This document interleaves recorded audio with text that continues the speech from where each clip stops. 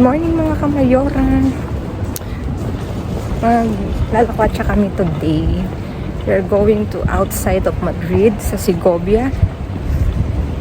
Kasi day off ni Papi at si Mikay back to school again and again. We decide to travel but 1 hour lang. At ang aga namin mga kamayora lumabas. Diyos ko, I'm feeling cold but is ganda. Pasok kami ng metro mga kamayora. Ayan, dito meron ba?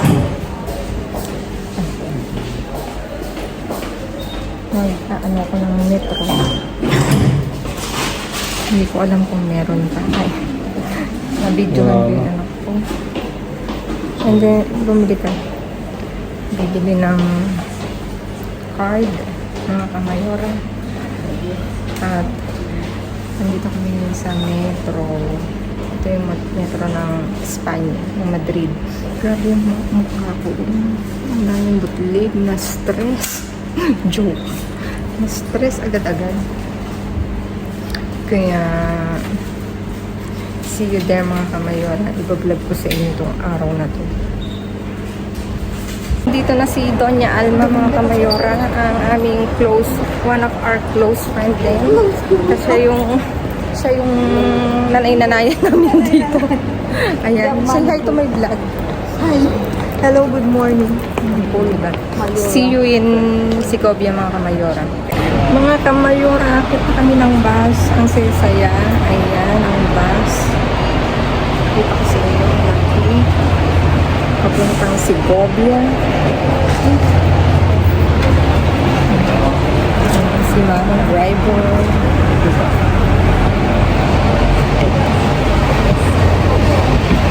Akyat kami.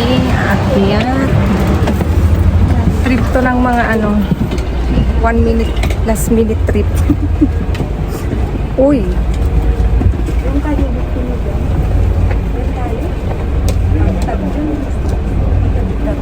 O, doon tayo sa dulo. Doon daw kami sa dulo, tapos mga mayor. Ayan mga kamayora, nandito tayo sa Pipos na simbahan ng katedral. Galing kami doon sa iglesia ng San Miguel. Doon sa loob, pumasok kami kaso bawal mag-picture mga kamayora. Mga kamayora. Bawal kasi mag-picture, kaya dito lang kami sa labas, bawal sa loob mga kamayora.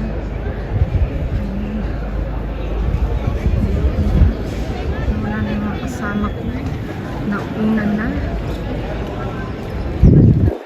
Sige ako ng vlog.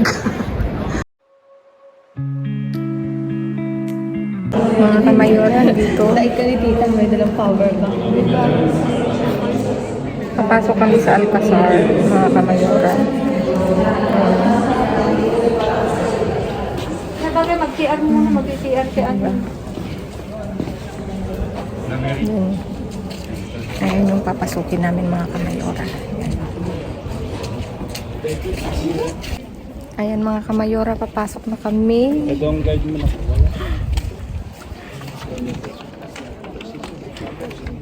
Ganda no? Yay! Angkat tayo doon. Mga kamayora, sa loob ng Alcazar.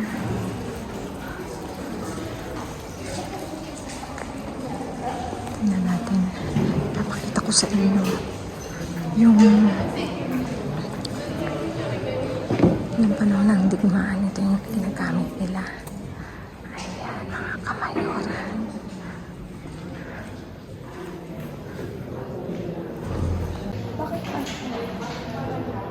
Ito daw yung malaking kamyon, oh. Ito daw yung Patio de Armas mga kamayora. Ayan yung tore nila. Dito daw yung patio. Pasok tayo sa loob. Ano bang ginagamit?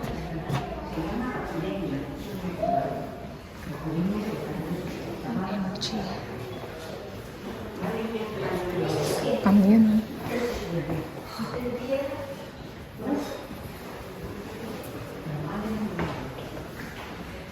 Ayan.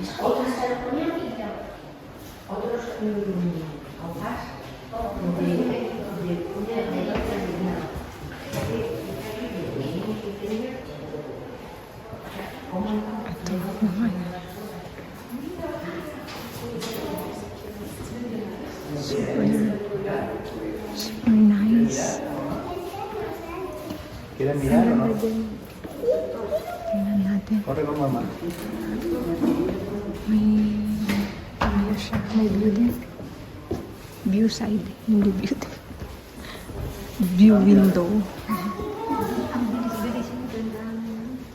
La cabeza de las blancas. Dito ikot ako eh.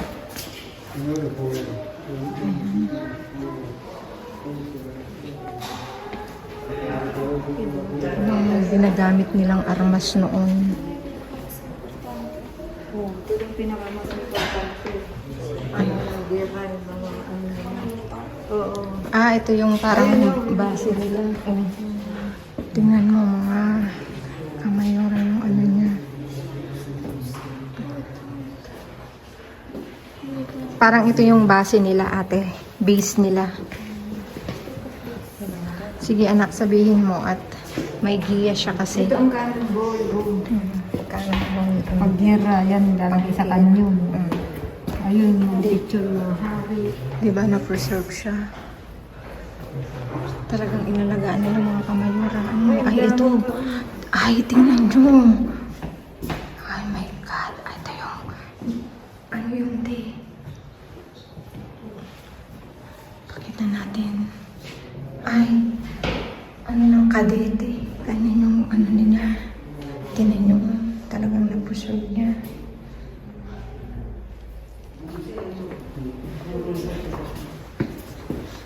Ayan. Ito na yung baril. Iba't ibang klaseng kamyon.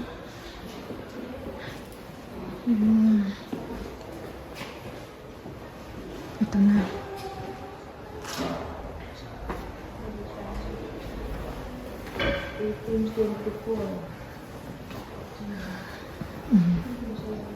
Ayan. Ayan, mga kamayora.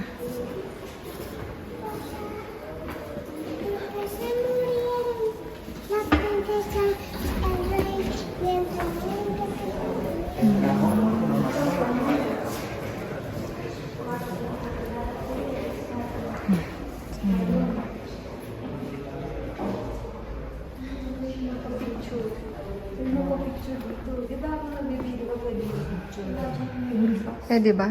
Oo, pwede. Hindi ko na alam. Teka, si Mika ang may alam nun eh. Anak, paano? Mag-picture. Sa butil na puti. Alis ka dyan. Ibibidyo ko na lang tapos ano, mag-picture na tayo. Ito yung kamyon na ginamit nila. Oh, tingnan nyo naman, ang laki-laki. Siyempre, ang kaming baboy. Ayan pa yung ano. Bueno mga kamayora.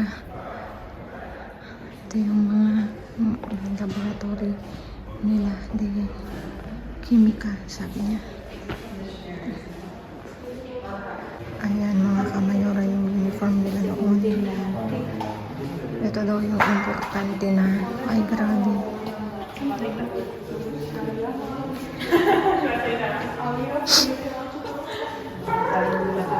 Ang dilim. Bibliotika niya to. Library. Inventory. Ano to? Mas important. Physics.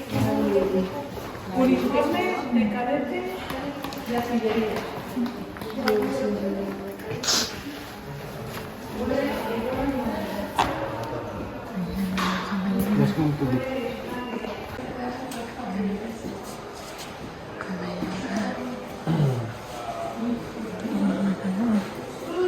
Yung uniform nila doon. Ito daw yung importanteng lugar dito sa Spain. Yung base militar nila dito. Ayan. Ayan yung kamyon. Grabe.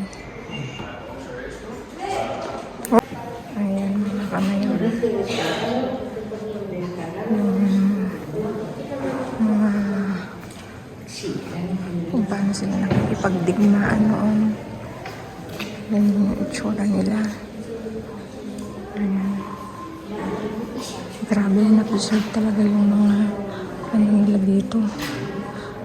Mga gamit nila, mga kamayura. Ayan, ito. Yung upuan, oh. Tingnan nyo. Grabe. Ang ceiling nyo, oh. Teachers, meaning ceiling, mga kamayura, oh. Tingnan nyo. Oh. Wow. Ay, amazing, mga kamayura. Wala, ang ganda pala dito. Grabe, na-preserve talaga siya, oh. Siglo 15. Ayun, kung saan sila dito sila nag-upuan siguro ito ng mataas na ano. Diyan siya nakaupo. Yung Ray. Si Ray Enrique. Dito raw nakaupo si Ray Enrique. Ayan. Bawal. Oh. Diyos ko, ang kamayura. Ang ganda. Ang ganda dito. Pangalawang balik ko dito. Ngayon ako nakapasok dito sa palasyo na to. Pangalawang punta ko dito sa Segovia, pero hindi ako nakapasok dito. Kaya nga, dapat pasukin na ang mga museo. Talagang may... Pupunta ka sa ibang lugar. Oo. Talaga palang may... Oo, may talaga may... Lahat talaga ng museo is may istorya, mga kamayura. Klaro, sabi ng kasama ko. Dito tayo lalabas. Pasok daw kami dito. Talagang inaano ni Mika yung video. I-explain niya sa atin ni Mika. Kasi siya yung may audio. Naka-Espanyol siya. Oh, tingnan yung mga kamayora. Ah, grabe. Ano to? Dito sila nagmi-meeting? Doon ang meeting. Nasaan na yung ating interpreter? Ay, grabe. Oh, tingnan mo yung mga ceiling. Ah. Tingnan nyo. Talagang ito yung... Dito siguro sila, Private study dito. Ayan. Ito siya. Ayan. Meron siyang Spanish at saka English, mga kamayora. Ay, ganda pala dito. Kakaloka. Tingnan nyo to, oh. Tingnan nyo, na-preserve talaga siya. Tsaka tignan mo yung Ang takal na. Takal na nito. Tingnan mo yung mga pintong, mga kamayora. Ay, kakaloka.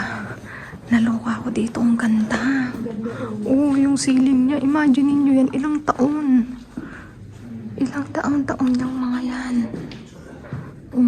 Diba? Ito yung bed. Wala yung bed. Ano niya? Ito, may higaan siya. Dito, pasok ulit tayo. May isa pa. Ate, dito siguro. Oh! Ano ba yan? Ala, tignan nyo. Oh.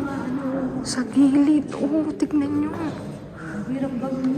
Oo, hindi ko ma-imagine. Tignan nyo. Oh. Yung ganyang yung ceiling. Grabe. Oh. Wala na, hindi na kami nakapagpa-picture. Nag-vlog na lang kami nang nag-vlog. Tignan nyo, Tignan nyo,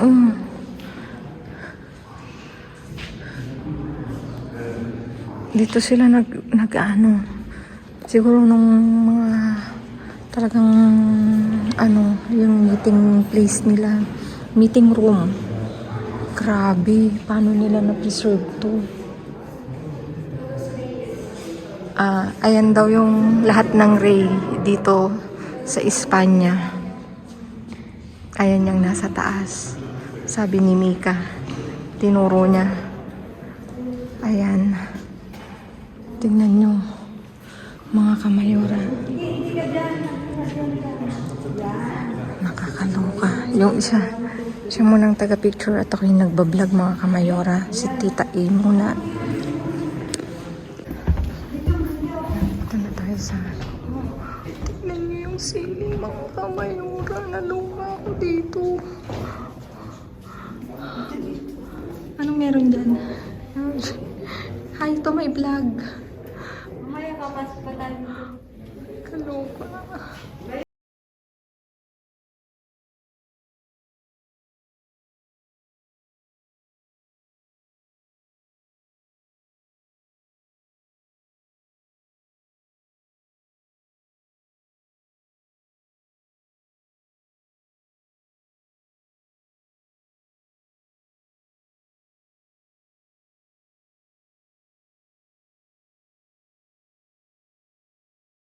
Ayan mga kamayora.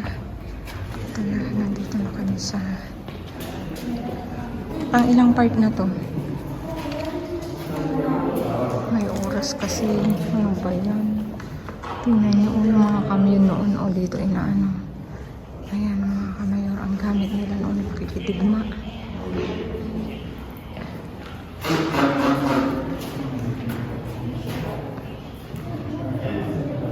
Ayan mga kamayora, mapapalaban kami ng hakbangan nito at tignan nyo naman, 152 steps pataas para lang makarating dun sa tore. Ayan mga kamayora, labanan ng hakbang to.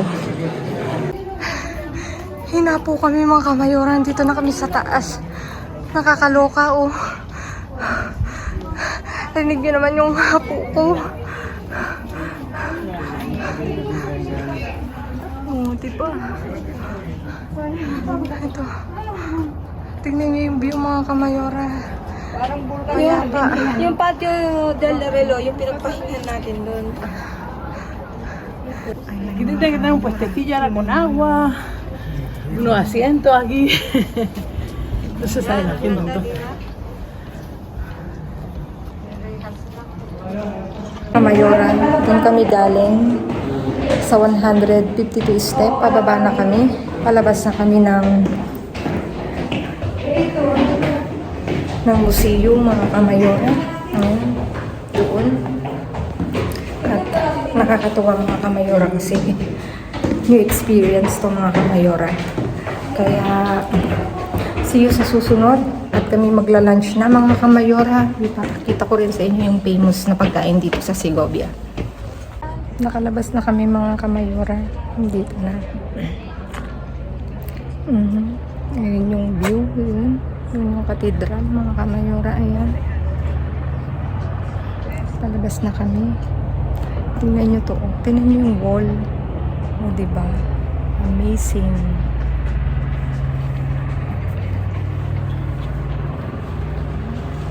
Ayan mga kamayora. May Plaza Mayor din dito sa Segovia.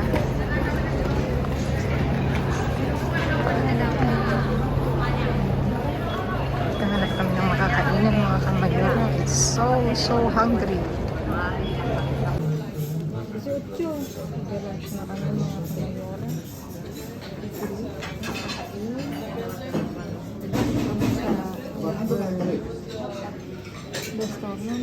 Restaurante El Bernardino.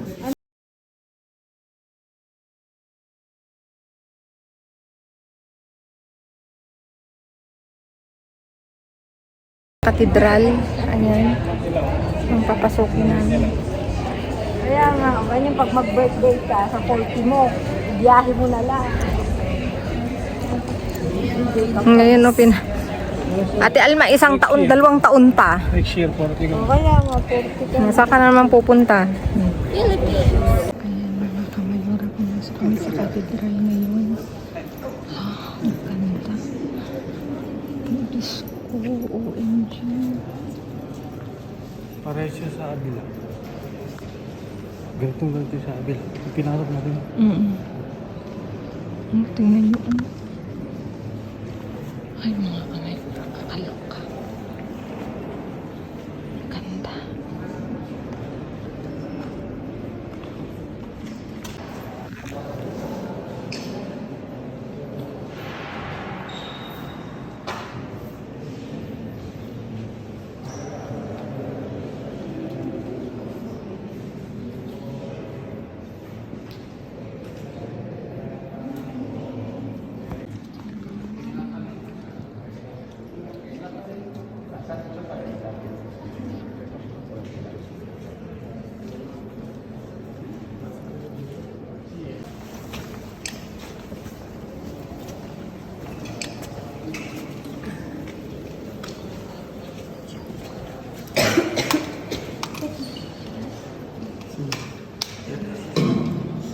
Franco Marcos, porque...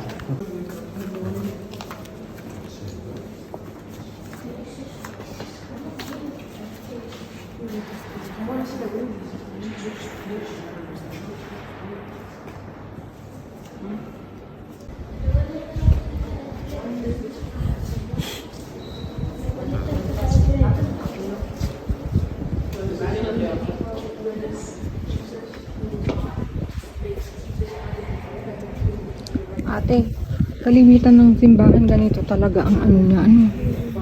Hmm? Grabe.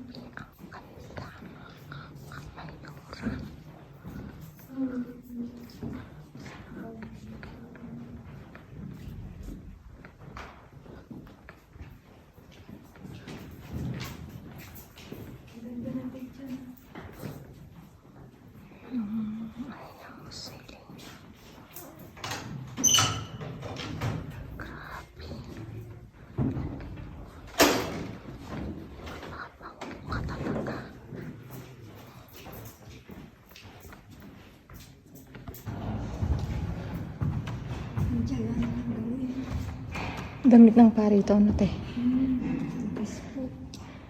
Noon.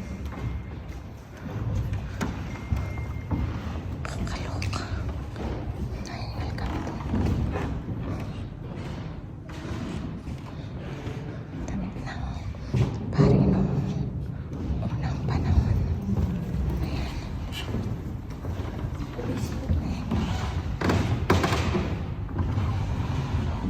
Damit ng obispo, ate.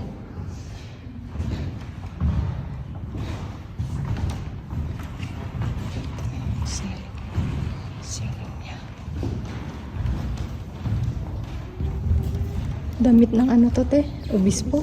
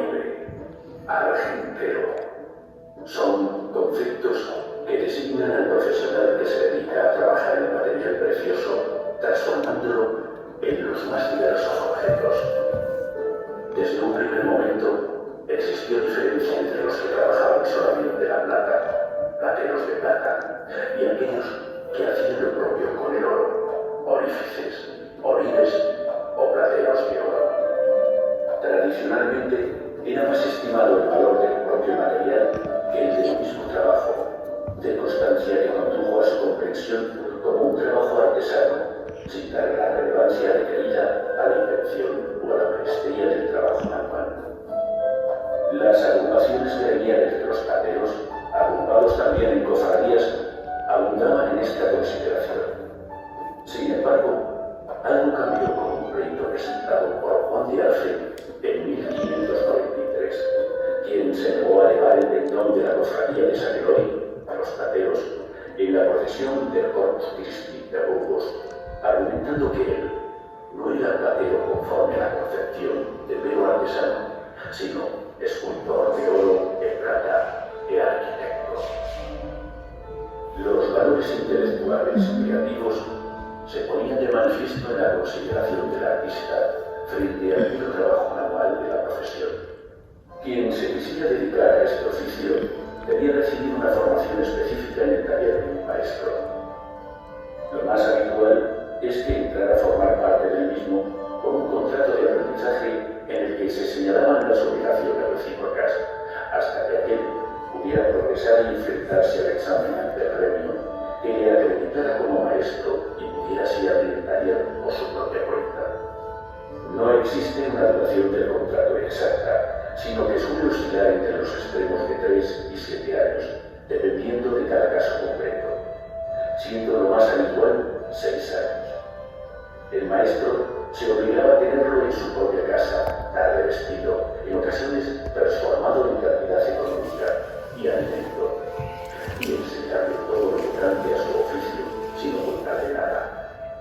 El alto valor de los materiales utilizados hacía que el maestro se protegiera documentalmente de una manera especial ante la posibilidad de robos o sustracciones. Existía un paso intermedio entre los grados de aprendiz y maestro que se alcanzaba tras haber adquirido y acreditado una serie de conocimientos: el grado de oficial. Este se debía regir con un nuevo contrato que estipulaba jornal y tiempo de trabajo. Los reyes católicos dieron unas pragmáticas para regular la actividad de todos los gremios y observar su correcto funcionamiento. Segovia la recibirá en 1494. A partir de entonces fue creado un sistema de marcaje de las piezas de plata y oro que acreditaban su ajuste a ley. Cada pieza debía ser marcada con el punzón de la localidad, el punzón del platero y el del fiel contraste marcador. El primero indica el centro platero del que surge la obra, el segundo el maestro que la realiza y el tercero certifica que se ajusta en todo a la ley al certificar la calidad del metal precioso empleado. Junto a estos punzones también suele aparecer distintas numeradas en zigzag que son realizadas por el contraste en diferentes partes de la pieza para evidenciar que es plata de ley su material. A estas marcas será añadida otra, denominada quinto real, para aquellas obras que procedan de los virreinatos de ultramar, constatando así el pago del tributo del 20% de su valor a la corona. En la ciudad de Segovia, los plateros se concentraban dentro de los muros de la población, entre las iglesias de San Miguel y San Martín. Serán estas las parroquias que cuenten con los artífices más destacados en este arte entre sus feligreses. Son considerados como individuos especialmente honestos y merecedores de gran estima profesional por su honradez.